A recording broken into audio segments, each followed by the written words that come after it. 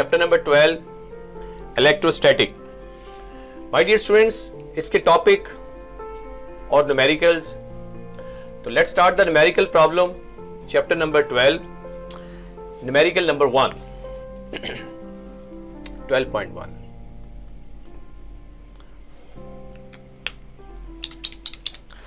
Compare magnitudes of electrical and gravitational forces. Before starting the numerical problem, first of all, I just write down the electrostatic force between two charges. Because दोनों like charges हैं, they always repel each other, और identical charges हैं. Their charge are 20 microcoulomb. Data to find out, everybody should know what are the steps. I am not going to write the step. I just write down charge is Q1 is equal to Q2 equal to 20 microcoulomb. तो microcoulomb everybody should know 10 is power minus 6 coulomb. Identical masses, ठीक है, they are equal, so becomes to be 10 gram. My student 10 ग्राम को जब आप kg में convert करेंगे, everybody should know -3, जिसको आप normally 0.01 kg. Identical masses, identical charges. Compare. Compare के लिए प्लीज याद रखें, we should want to find the ratio of electrostatic force to the gravitational force of attraction between two masses. Formula is this: Fe K Q1 Q2 by R square. I hope K की value सबको पता है, 1/4 pi epsilon not, जिसको हम 9 raise to power 9 Newton, और इसकी unit लिख देंगे हम, ठीक है, Newton metre square per coulomb square. Okay, second, gravitational force between to message. इसकी वैल्यू भी सबको माशाल्लाह पता है, क्योंकि ये दोनों चीजें आप ऑलरेडी ग्रेड 9-10 में पढ़ चुके हैं. G M1 M2 by D square और R स्क्वायर एक ही बात है. इसको डिस्टेंस को बिटवीन टू पॉइंट्स R भी कह सकते हैं. Two masses, two charges. These two formulae are going to use 1 and 2. K की वैल्यू मैं लिख देता हूं, 9 into 10 power 9 newton metre square per coulomb square, and G gravitational constant 6.673 10 power minus 11 newton metre square per kg square. My dear student, ये सारा data का data अभी use होगा. First of all you should calculate. क्या calculate करेंगे? इसको Fe find करेंगे पहले, electrostatic force between two charges. K की वैल्यू आपको पता है, सिर्फ वैल्यू लगानी है आपने. Charges 20 into 10 power 6, 20 into 10 power -6 है दोनों में, R स्क्वेयर. तो R यहाँ पे क्या है? डिस्टेंस बिटवीन, यानी मैंने लिखा, ये मैं लिख देता हूँ, R इज द डिस्टेंस. कितना डिस्टेंस है जी इनके दरमियान? 10 सेंटीमीटर दिया डिस्टेंस. हाँ जी, 10 सेंटीमीटर है जी. How to convert metre? Again 10 power -2, तो ये आ जाएगा आपके पास 0.1 मीटर. ये प्लीज R है, ठीक है जी, 0.1 R स्क्वेयर.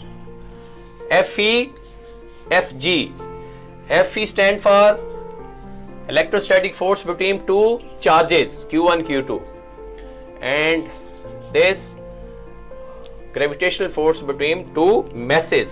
Okay. सेकंड, अभी इसकी वैल्यू निकालनी आपने. कोशिश किया करें कि इनको एक्सपोनेंट को सेपरेट करें और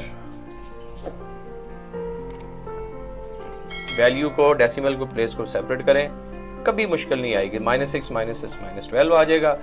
और इसको आपने डियर स्टूडेंट्स आगे कैलकुलेट करना है खुद से. मैं आपको बता रहा हूँ, ये आपने कैलकुलेट करके आप करेंगे तो 360 न्यूटन आएगा. I am sure it's going to be done. ये बिल्कुल आएगी वैल्यू. आप जब इसको कैंसिल करेंगे, कैलकुलेटर आपको लो है, ठीक है,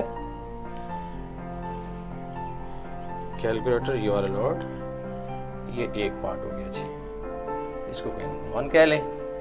नो, सेकेंडली आप क्या कैलकुलेट करेंगे जी? सेकंड आप कैलकुलेट करने जा रहे हैं number 2, gravitational force. Okay, formula लिखा हुआ ऊपर. G की वैल्यू पुट करें 6.673 10 power -11, M1 0 0.01 m2 0.01 divided by R square, आर की वैल्यू, डिस्टेंस वही है, चार्जेस हो या मैसेज हो। ओके, तो आई होप कि मैं ये वैल्यू इधर ही नीचे कैलकुलेट करता हूँ। डेसिमल सेपरेट कर लें, कोई मुश्किल नहीं होगी इंशाल्लाह आपको। 10⁻⁻11 जब आप इसको डियर स्टूडेंट्स कैलकुलेट करेंगे तो आपकी वैल्यू आ जाएगी 6.67 10⁻⁻13, क्योंकि फोर्स है न्यूटन आ जाएगी।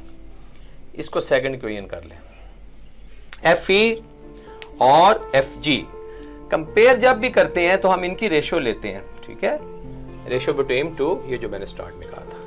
सब्स्टिट्यूट दिस वैल्यू हेयर, आप इन दोनों को जब वैल्यू लगाएंगे डियर स्टूडेंट्स तो आपके पास देखें क्या आता है,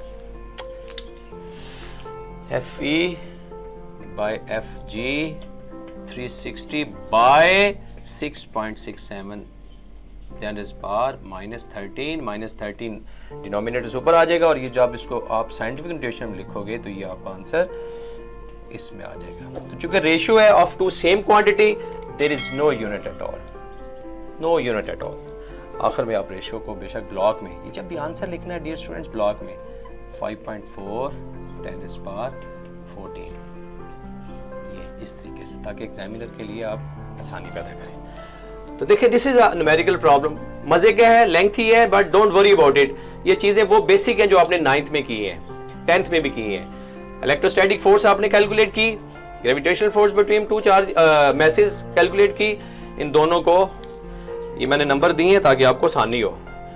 एक ये कैलकुलेट की, एक ये की, इनकी रेशियो को आखिर में आपने लिख लिया और आखिर में ये आपका आंसर आ गया। 2 का जो प्रॉब्लम है वो अक्सर फिगर वाले प्रॉब्लम एग्जाम में नहीं आते। मैं स्टार्ट करता हूं प्रॉब्लम नंबर 3 बड़ा सिंपल से, इसलिए मैंने स्पेस यहां पे रखी है, 12.3 है। इसको जरा समझना है।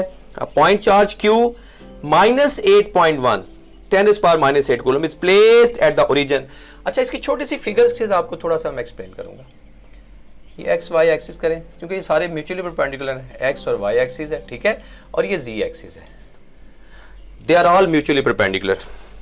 ये ओरिजिन है, यहाँ पे -Q एक चार्ज पड़ा हुआ जिसकी वैल्यू दी है। एक पॉइंट हमने जी एक्सिस पे P ले लिया है जो कि कितने हैं 2 मीटर अपार्ट। तो जाहिर है ये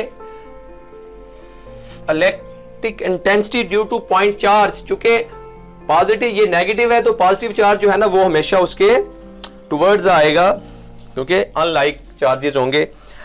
calculate the electric field at a point 2 metre from the origin on the Z axis. अभी हम जी एक्सिस पे, हम पॉइंट P है, इस पे इलेक्ट्रिक इंटेंसिटी फाइंड करेंगे। ये फार्मूला आपको याद होना चाहिए, इलेक्ट्रिक इंटेंसिटी ड्यू टू, अभी चूंकि उसने सिंपल पहले मैग्नीट्यूड हम कैलकुलेट करते हैं, इसको यूनिट में लिखेंगे तो बाद में फिर हम इसको लिखेंगे 1 बाय, अभी मैं वैल्यू लिख रहा हूं 4 पाई एप्सिलॉन नॉट, पहले मैंने K लिखा था, Q बाय R, ठीक है जी, Q बाय R स्क्वायर। ये फार्मूला हमने ऑलरेडी ड्राइव किया हुआ dear students. Electric intensity due to point charge, कहां पे,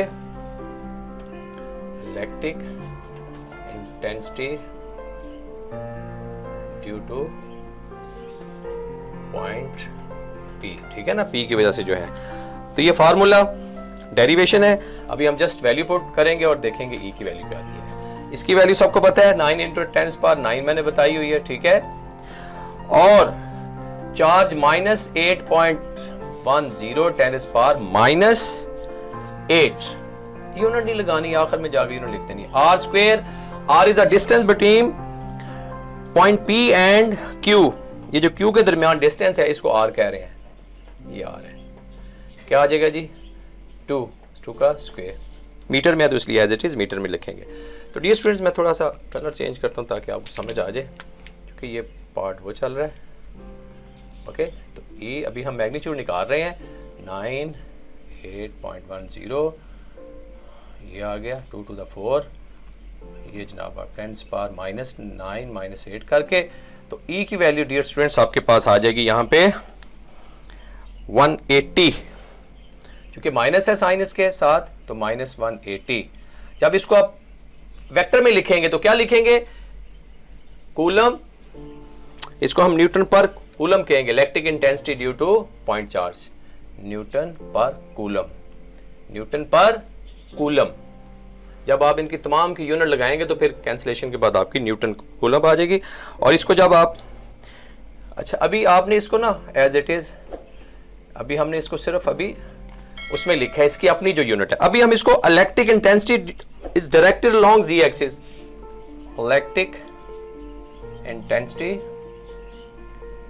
due to Z axis, Z axis की वजह से जो है ना वो that is always written in E arrow. जब ई एरो के साथ लिखेंगे डियर स्टूडेंट्स, अभी हम चूंकि कौन सा एक्स एक्सिस के लॉन्ग यूनिट वेक्टर होता है आई, वाई एक्सिस के लॉन्ग होता है जे, और जी एक्सिस के यूनिट वेक्टर। तो हम जब इसको लिखेंगे हम इसको ऐसे लिखेंगे माइनस, इसको ऐसा ही साइंटिफिक नोटेशन में जब लिखेंगे तो ये वैल्यू आ जाएगी 180 भी आएगा, और इसको हम 1.8 10⁻² भी लिख सकते हैं। अभी आप इसको के यूनिट में लिखेंगे और आखिर में यूनिट आप इसकी न्यूटन पर कूलम। ये जो के शो कर है, दिस मीन्स के ये लाइज अलोंग किसके है जी, जी एक्सिस में।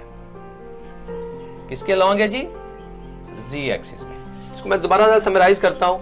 उसने आपसे पूछा है फाइंड करना है, क्या कैलकुलेट करना है इलेक्ट्रिक फील्ड एट 0.22 मीटर। ये मैंने फिगर आपको इसलिए बना के दी है, इसको जरा अंडरस्टैंड कीजिएगा। तो electric intensity due to point charge का ये फार्मूला है, क्यू दिया हुआ है, क्यू की वैल्यू दी हुई है आपको, आर पॉइंट पी का 4 से डिस्टेंस दिया हुआ है, इसमें वैल्यू पुट करें और ये वैल्यू आ गई 180 न्यूटन पर कूलम। जब इसको कहेंगे ना, उसने कहा जी एक्सिस में है, अगर वो एक्स एक्सिस में कहता है तो फिर हम यूनिट वेक्टर आई यूज करते हैं, अगर वो कहता है वाई एक्सिस में है then we should use a J unit vector. तो माय डियर स्टूडेंट, जब आप इसको कैलकुलेट कर लेंगे तो फिर इसको वेक्टर फॉर्म में लिखने के लिए, चूंकि ज़ाहिर है वेक्टर है, जब हम इसके ऊपर वेक्टर लगाएंगे तो ये क्या आ जाएगा -1.8 10⁻²। के मीन के लाइज अलोंग जी एक्सिस।